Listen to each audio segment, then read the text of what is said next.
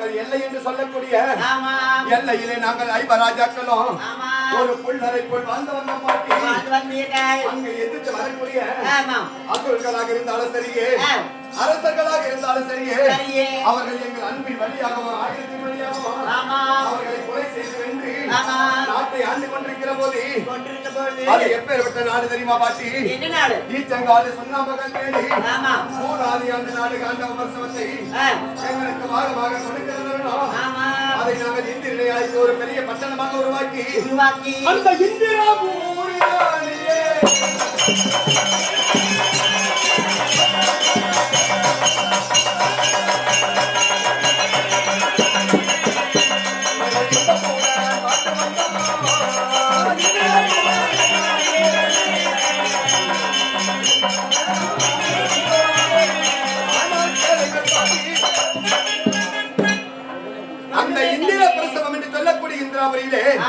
நாங்கள் இன்பமாக வாழ்கிற போது பாண்டு மன்னனுக்கு ராஜ சுயோகம் செய்தோம் பாட்டி.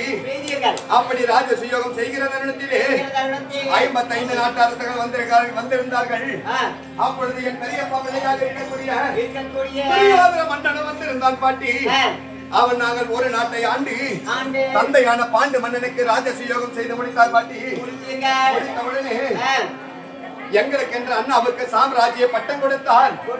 அந்த பட்டத்தை மனதிலே வந்தனை வைத்து ஒரு நாட்டை ஆண்ட தர்மராஜனை பெறப்பட்ட யாகம் செய்து வெற்றி கண்டான் என்று சொல்லி எங்களுக்கு என்ன செய்தான் தெரியுமா? நயமாக எங்களை இந்த இந்திர பிரசவத்தில் இருந்தவர்களை எப்படி அழைத்தான் தெரியுமா? அந்த லக்கின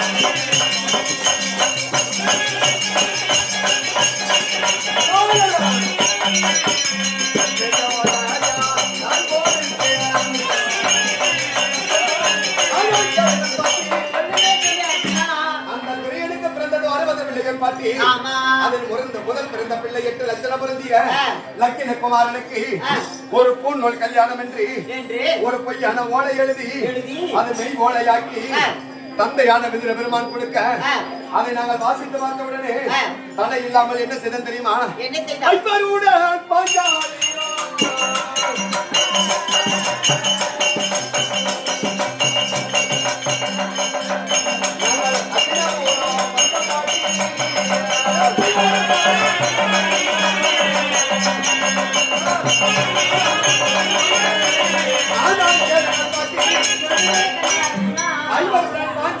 நிருபத்தை கண்ட உடனே வாசித்து பார்த்துவிட்டு அசினாபுரம் ஓடோடி வந்து எங்களை என்ன செய்ய தெரியுமா?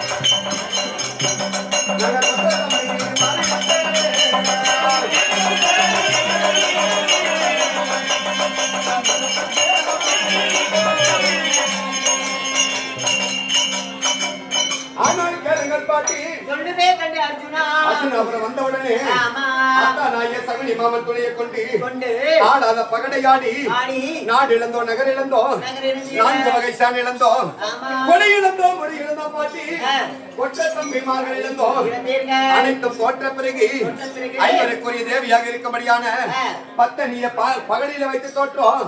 அப்படி தோற்கிற தருணத்திலே அவர் என்ன செய்த தெரியுமா? அந்த படுபாவி துரியோதனானவன் அடே தம்பி துச்சோதனா, அந்த பாஞ்சாலியானவன் நமக்கு அடிமையடா கண்ணு. அவளை கொண்டு வந்து இந்த அய்மானத்தை காக்கக்கூடிய ஆடை அகற்றி விட்டு என் கொடை மேல அமர சொன்னானே, அவன் மகாபாவியானவன். அப்படியே பெண் என்று பாராமல் அவன் என்ன செய்தான் தெரியுமா? ஒருவன் வாயில்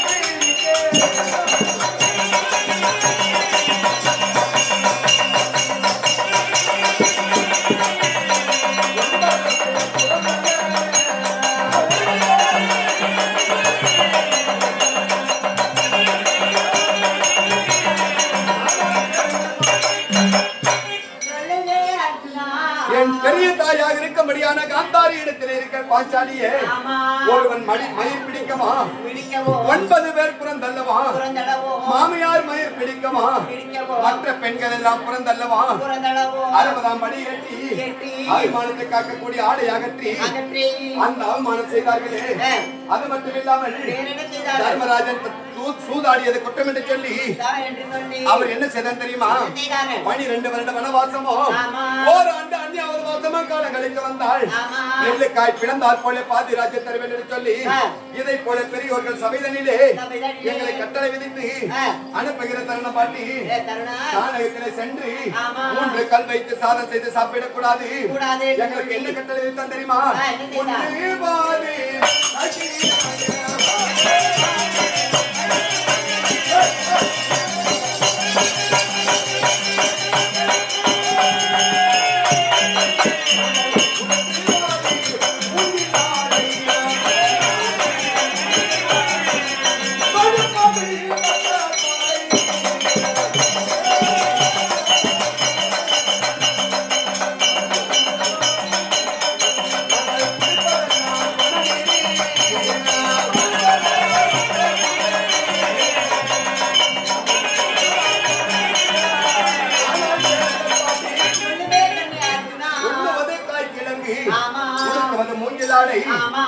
வட்டப்பாறை குடிப்பது துணநீரு பரப்பை தலகாணியாகவா வாய்க்காலை பஞ்சிமத்தையாகவா இப்படி 12 முடித்து வந்தால் பாதி ராஜ்ய தருவேன் என்று சொல்லி எங்கள் 10வது பாலைவனம் குடியேறின மாட்டி குடியேறுகிற போது இடம் கிடையாது, உணவு கிடையாது.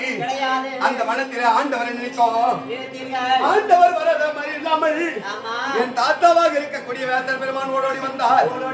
வந்த உடனே என்ன செய்தார் தெரியுமா? ஐவரில் ஒருவன் சென்று ஆண்டி போல வேடம் தரித்து அரிதாகிய சிவபெருமானத்தில் இருக்கக்கூடிய 5 முகம் அளித்த பசவதியாத்திரமோ அங்கம் என்ற வெள்ளையை பெற்று வந்தால் நீங்கள் நாளை பாரத போர் தொடங்கும். அந்த பாரத போரில் வெற்றியை காணலாம் என்று சொல்லி தாத்தா சொன்னார்.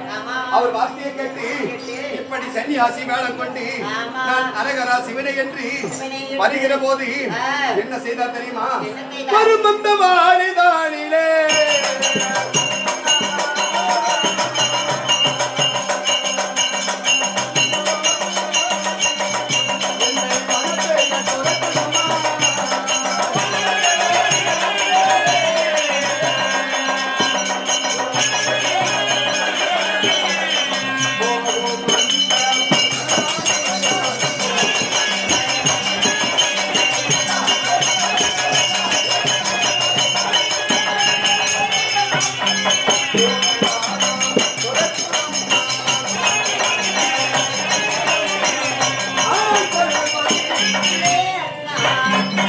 வருகிற வளதனிலே வனப்பேய்கள் என்னை துரத்துவதும் போகிற வனம் எல்லாம் என்னை பூதங்கள் துரத்துவதும் ஒவ்வொரு வனமாக கலந்து என் வில்லினால் விலைக்கு நான் வருகிற போது இந்த 7வது வனத்திலே கால் வைத்த உடனே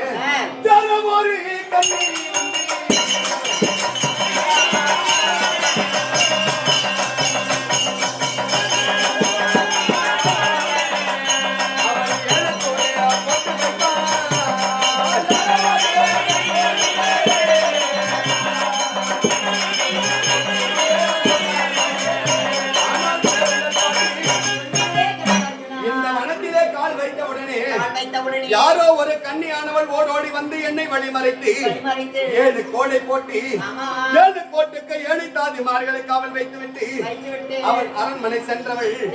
அவள் எப்ப வருவாளோ பாட்டி?